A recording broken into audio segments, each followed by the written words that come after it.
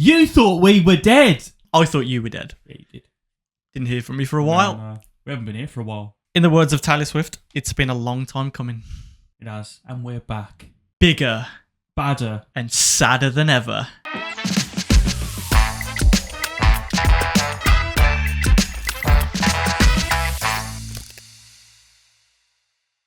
Oh, this feels good. It does feel very good to be back. I've missed this. It does feel very good. It's felt like there's been a hole in my life, certainly. A black hole? Black hole? Yeah. So I brought it with me. Yeah. What does everyone think of the sign? I think it looks nice. That. So for everyone listening who aren't tuning in visually, forget that. To my right-hand side, there is a... Would you say life size? I don't know whether life size? It depends what the life parameter is. It's a manifestation of my sadness. So I'd say probably life size. Yeah, life size. Pretty big sad boy. Not big enough for me. Oh, too sad. It'd fill the wall. If it was a manifestation of your sadness. Yeah. I feel like there's a lot to unpack there. Loads, to be honest. It's been a time. And not having this podcast, I think, has been... I'm not going to say a big contributor, but like this is our outlet, man. And like not having it whilst trying to deal with is negative. Really negative. It's been difficult. It has been difficult. And I don't know whether that makes us, kind of hypocrites about what we try and preach. Because we haven't necessarily been open with each other fully about how we have been feeling these past month when we haven't had the podcast. Yeah. Which goes against everything that we talk about. Yeah. Yeah, kind of. Stay with it. But like we say, we're not experts. No. We are riding this wave with you. But no, you all know that we absolutely depend on this to talk to each other. This is the reason that we started it. Accountability, my friend. Yeah, to be able to talk to my best friend about the way that we are feeling. And it's been a month. It's been a while, man. It's been a while. And it's good to be back in this studio. Do you want to... Are we going to tell them? I think we should tell them. Did we take pictures? I think you took a picture. I took a picture. Which we will put up on the screen right now. Oh, my God. We thought, we'll come back bigger, badder than ever. Mm-hmm. So we hired a new space. We thought we'd get out of this shell. Yeah. Let's call it. Thought, let's come back. Let's have a different look. But if it ain't broke, don't fix it. It's a lesson that we have learnt. Yeah, we tried to get a new set and it looked like we wasted a whole day. Yeah. All of the money, I'll be honest, all of the money that we've made from this podcast today. We don't make a lot of money from this podcast, so and every single penny that we have went into that little venture, and it didn't pay off because we wanted to put back into the brand. We felt like we were away for a while. We wanted to give you something special to come back to. Well, we feel different. It's nice, upgraded. Visually different. Nice open space. Not these walls. But these walls are our sanctuary. This is our space, exactly. And it's, as I just said, if it ain't broke, don't fix it. And we tried to fix it, and we were wrong, and we're idiots. And we're just chalking it up to experience. Yeah. Because we got in here this morning and just realised. No, that's a lie. We realised when we were sat in KFC last night at 10 o'clock. Who's eating KFC? What are you talking about? KFC. You know what KFC stands for? Everyone knows what KFC stands for. No, you don't. But if you want to... Go on. Kieran's favourite chicken. Brilliant. For all those who didn't know, MK's real name is Kieran. 34 episodes in, and now you really know him. You really know me. It's all been a lie the whole time. I'm going to change your lower third now. No, don't do that.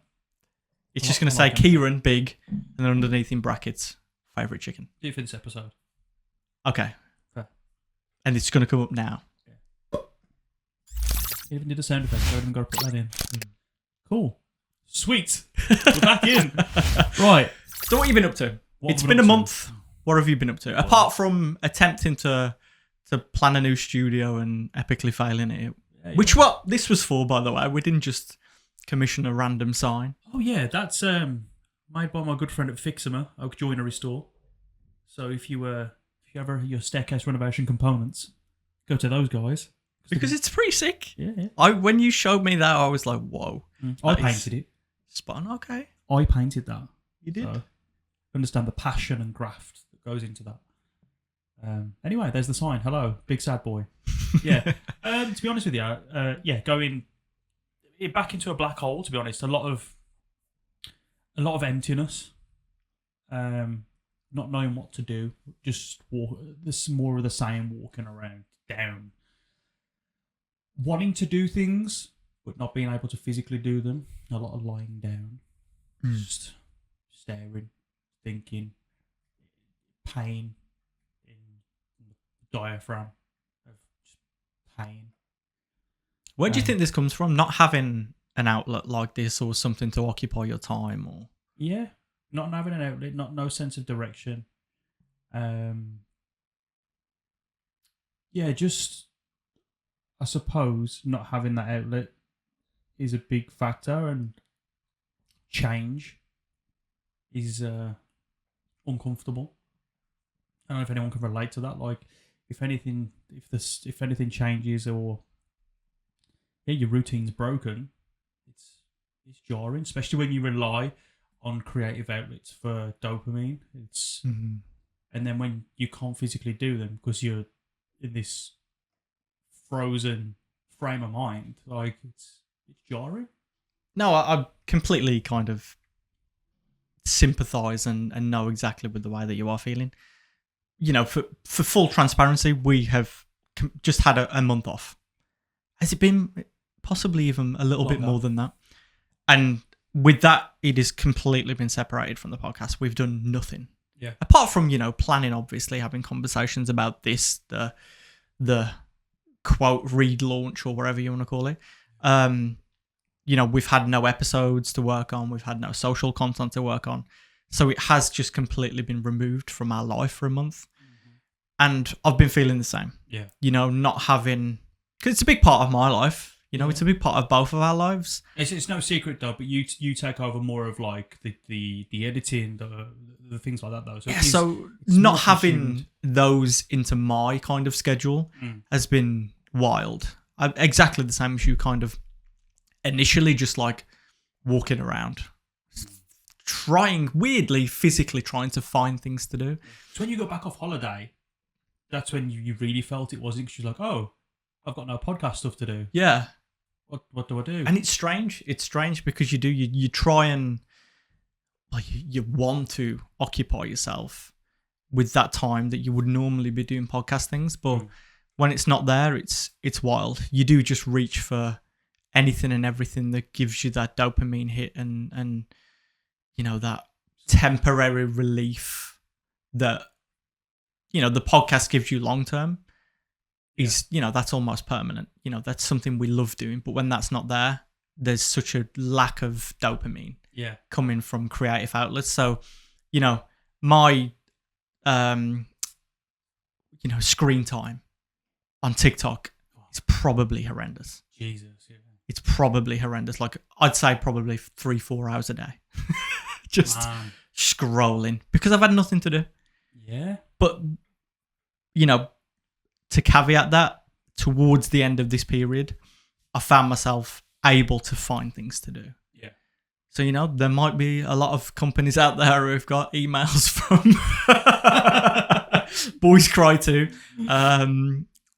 But yeah, it's the most difficult thing in the world to find the things that you need to be doing, because that you should be doing things and need to be doing things. Or want to do. And most importantly, want to do things. But the way that your brain works, brother, it's...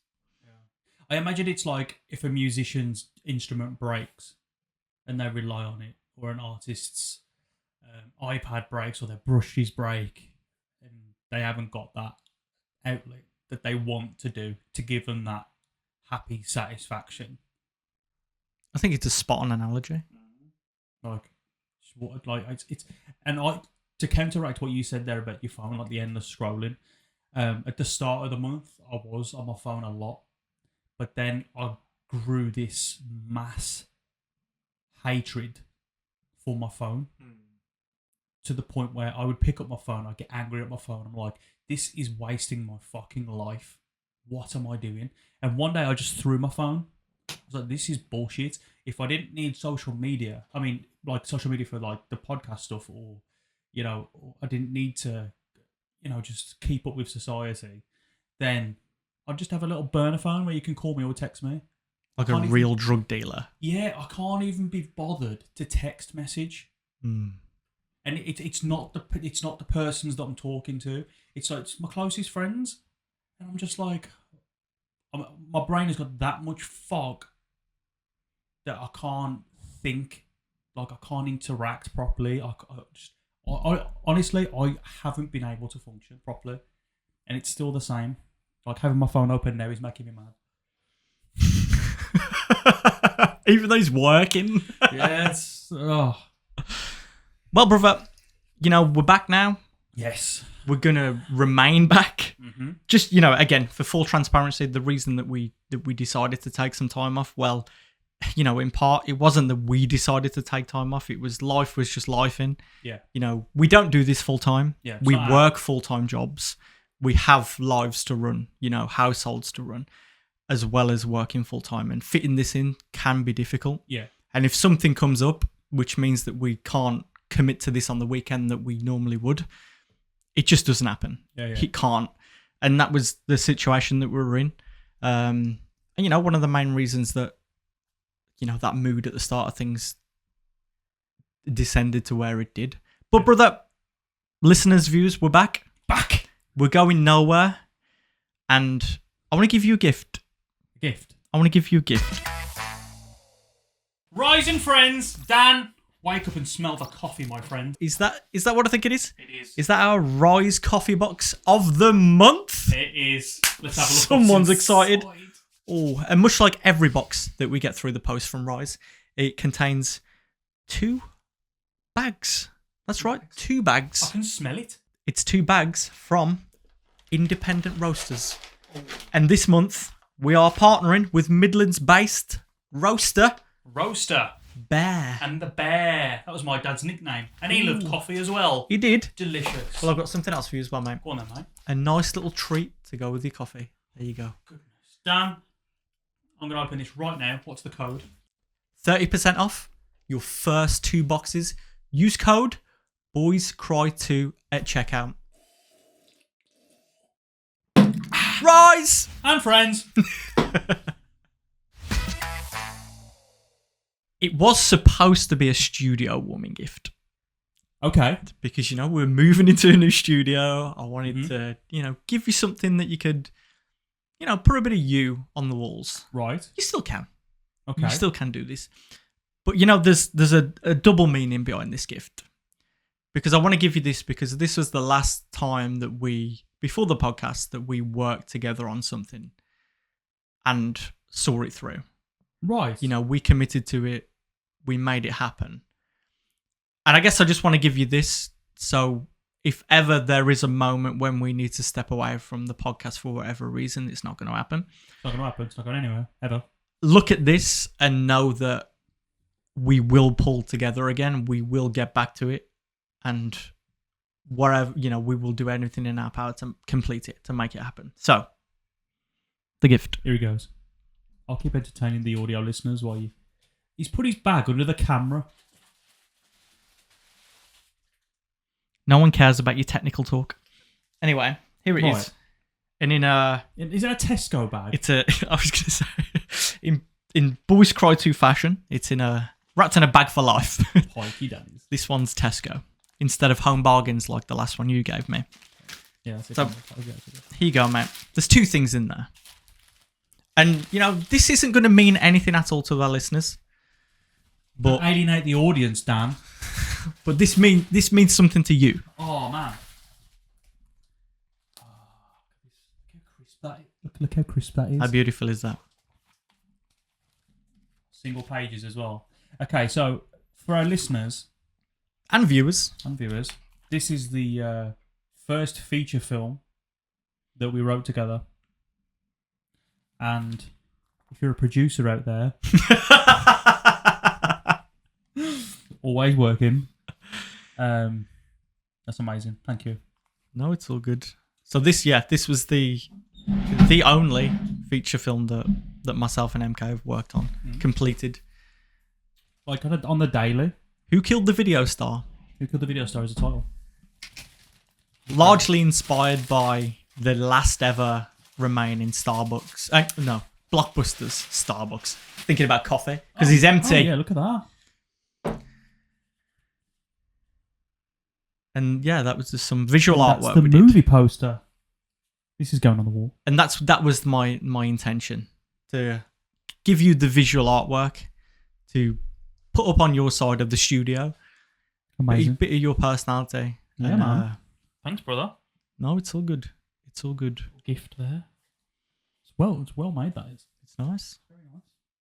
Somewhere safe. There you go. Nice little studio. Yeah, warming nice gift for you. friends. Yeah. Nice friends. That's a bit of positivity for the day, isn't it? I haven't got you a gift. Huh? I haven't got you a gift. I didn't expect it. I didn't think you would. So, I keep my expectations on the floor. I'm going to be honest. We could put it there behind you. Or we could put it with you. Yeah. Is it just fell? Right. I want to talk about... Who Killed the Video Star? Yeah, I should pitch the film to our viewers. There might be a producer... Could you come up with an elevator pitch for it right now? We'll both do one. Oh, God, no. Go on. Okay, if you... It is the most difficult thing on the planet. He does this to me all the time. He just throws these scenarios on me and expects me to perform. Like Yeah, I was in a job interview once when, it was in the period when I was writing films. I needed some cash. And so I applied for a role and, what do you do in your spare time, etc. So I mentioned that I was writing. I wrote. And they're like, oh, tell us about one of your projects. I think I'd lost the job right there and then. And we were just talking about my hobbies. It's the most difficult thing on earth to condense 136 pages into 2 sentences. 2 sentences. Yeah. It's so difficult. Yeah, and how do you make it sound original? There's so much pressure to you. Exactly. It's... Okay, so Who Killed the Video Star is about a struggling video shop in the noughties. 90s. Well, late 90s, noughties. And it's essentially a coming-of-age love story about a young girl who goes to stay with the grandfather, whose business it is, and she falls in love with a young lad who's a frequent goer of the video shop. You're bored, aren't you?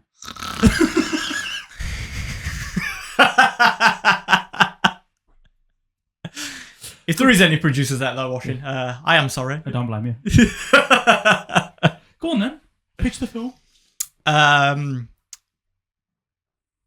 Picture the last remaining blockbusters on Earth. 2 kids band together to do everything in their power to keep the doors open. And in the process of that, find each other. That it. Yeah. Netflix coming for him, brother. I mean, it was our love story to a love letter to film. Yeah. That's entirely what it is, and A lot of references in there. yeah, stack full. I think there might be a handful of references on every single page. It was so fun to work on. Yeah. No one cares. Let's stop talking about it. Yeah. You're alienating the audience again, Dan. Hold on. Right. I want to talk about... It has been 1 year since you had your diagnostic of your depression. I've been one of them. You sad man. A professional one of them. Sad boy. I'm glad you Pussy. remembered that. I'm glad you remembered that and you didn't read that from the notes. Yeah. I've got a format here, guy. Just working with that. Got to have bullet points, guys. It's not scripted. Bullet points. You need Bullet to know points. You're navigating in these sad waters. Yeah. Tears. But yeah, you are. It's been just over now, just over a year. But yeah, I guess we're celebrating my 1 year anniversary of being diagnosed with depression. So, what's changed in this past year since you were diagnosed? Like, I know there's been a lot of self discovery that you've spoke about on the podcast, like, but what do you feel like this last year has done since finding that out? I feel like it's enabled me to be able to understand myself and my brain. You know, not kind of constantly wondering, or even not wondering, you know, just kind of being there in a hole of the way that I'm feeling. You know, it's enabled me to understand why I'm feeling that way, and almost empowered me to be able to take steps to try and not feel that way. Yeah. You know, understanding that I'm feeling that way for a reason. Yeah. Because I wired right. No, sir. No, sir. As you could probably tell. I think people just watch this and think, these pair are a bit autistic, aren't they? Who are these? Who are these pair of autistic? Autistic, depressed. He's also strapped to the chair because it's ADHD. Yeah. If we didn't pin him down, he'd be bouncing off the walls. Yeah, my Crocs are going wild. I'm just trying to flick them on. That's what that tapping is. Yeah, if you can hear that, I do apologise. But yeah, it's educated yourself about, like... So do you find yourself giving yourself more, like, less of a hard time? And just are you able to stop in the moment and think, this is the way I feel, I think that's one of the biggest things, is just being able to stop and recognise, as opposed to just thinking this is how I am. Yeah. Which, you know, is how you do go for the longest time, thinking like, this is just how I am. Yeah. You know, I just wake up one morning and want to kill myself. So is it still there?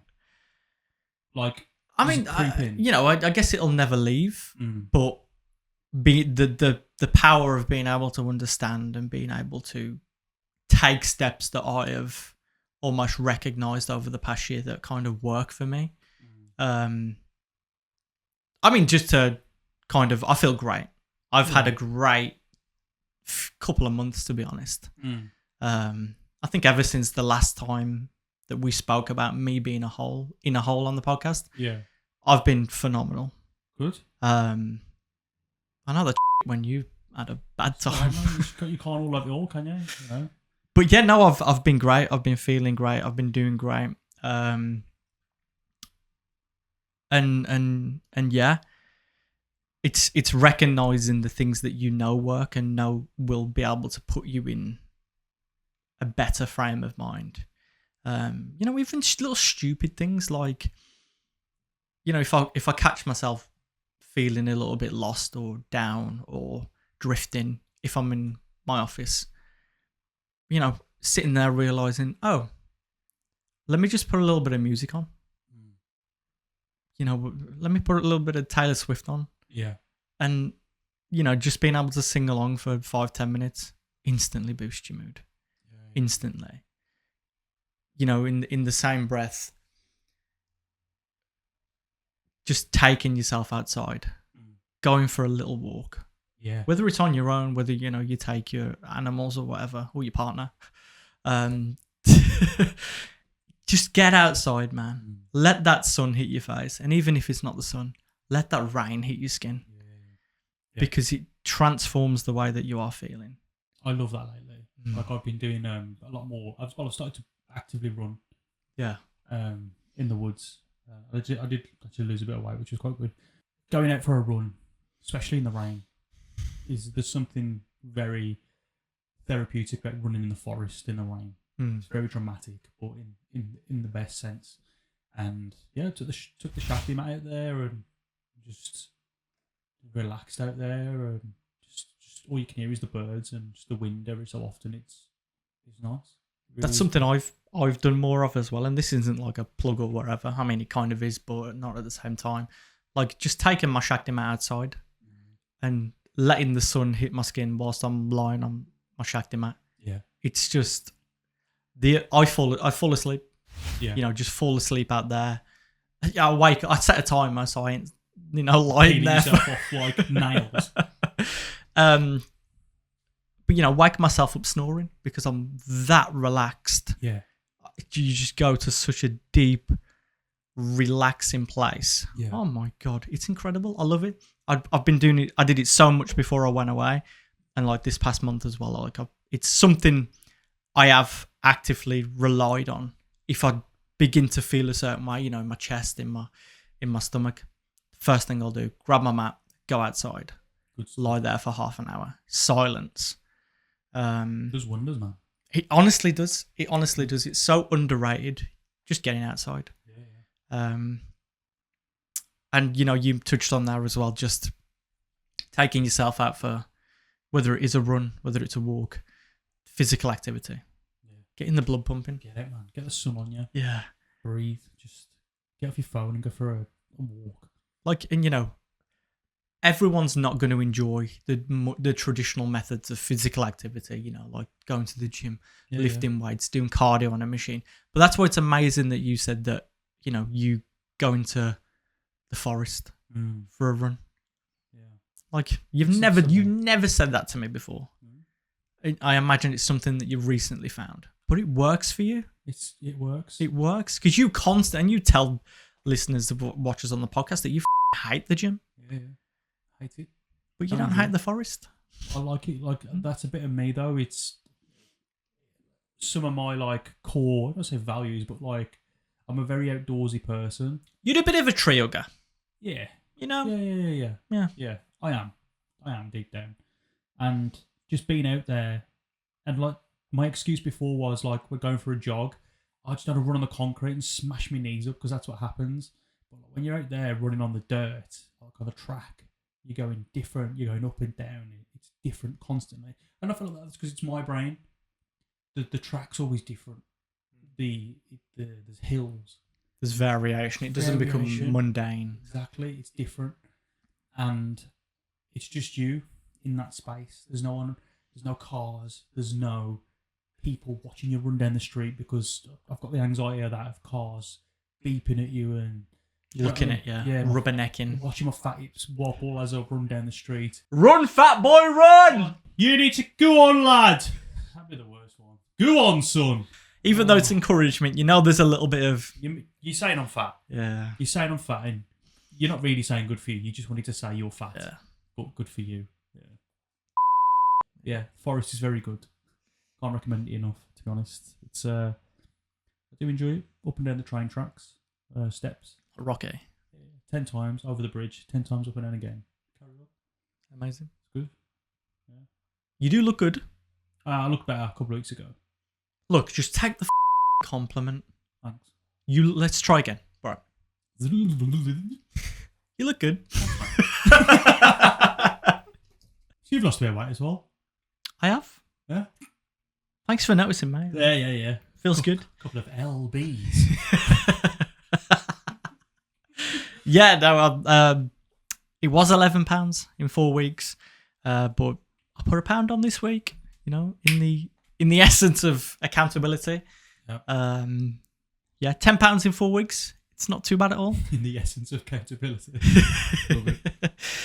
Yeah. It's probably the 2 tubs of Ben & Jerry's that I had last weekend that did it. That'll do it. Yeah. The KFC last night will jam up the old intake. And no, but it was a Friday, and I can eat what I want on a Friday. Friday. I don't know the words. No, you don't. So yeah. So what I do is, 5 days, I eat.